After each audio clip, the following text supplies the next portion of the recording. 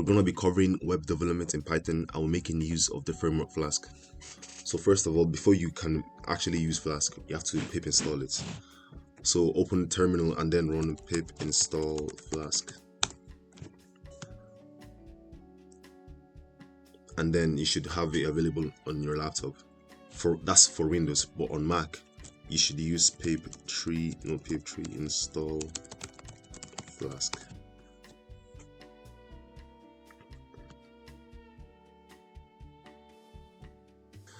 Okay, once that's done, you can now be able to use Flask. So go into your Python file and then say from Flask import Flask, and then you have to initialize the app is equal to Flask.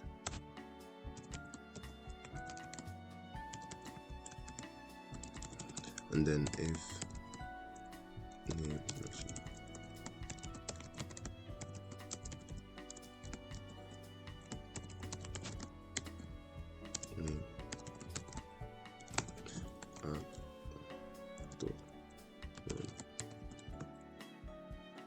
so that's the code to create a project and get the website running.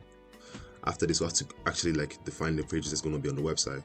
So first of all, I'm going to create a home page. So to do this, we have to do apps at app.route.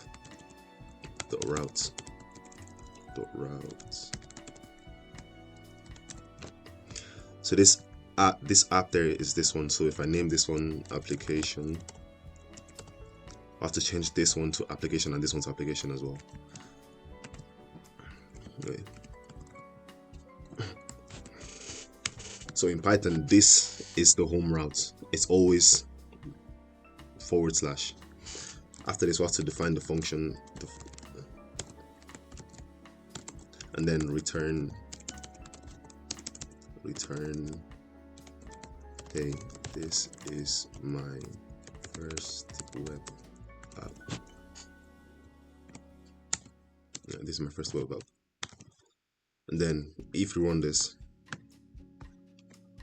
Python,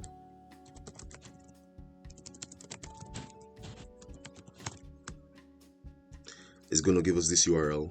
So once we copy this, once we've copied that and then paste it into the web app, this is the output. And let's say that we want to change that to hi, my name is Pythonify and I am a programmer. And then if we refresh the page, no changes is made, and that's because we don't have debug is equals to true. So to fix that, in this in this app.run, we add debug is equals to true, and then we restart the app. Restart the app, copy the same URL, and then paste it. It says here, okay, let's try again. I love programming and want to be a software.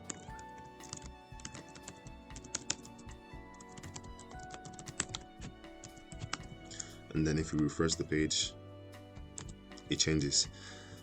This debug is equals to true. It's a good coding convention because, let's just say you have a program and then you make changes to the code.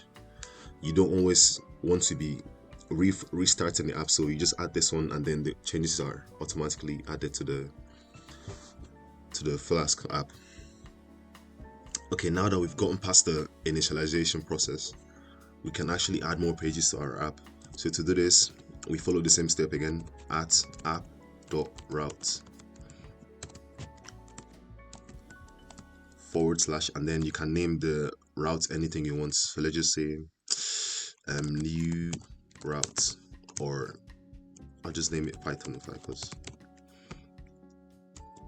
And then define a function again. You can name this function you can name this function any name.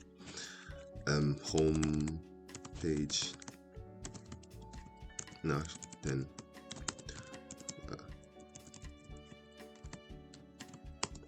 return This is the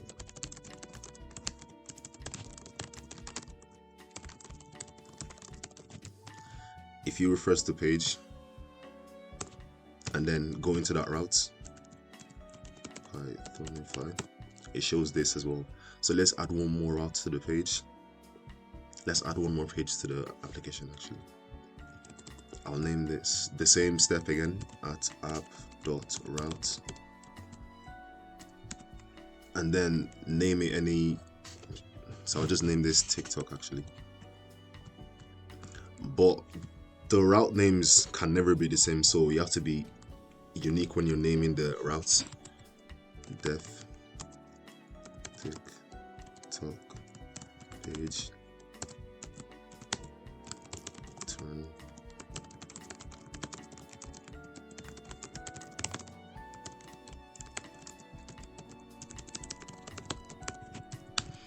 refresh the page. Now if you go to that route now, it will show that. Perfect. In the next video, I'll be teaching you guys how to add HTML and CSS styling to the application. Thanks for watching.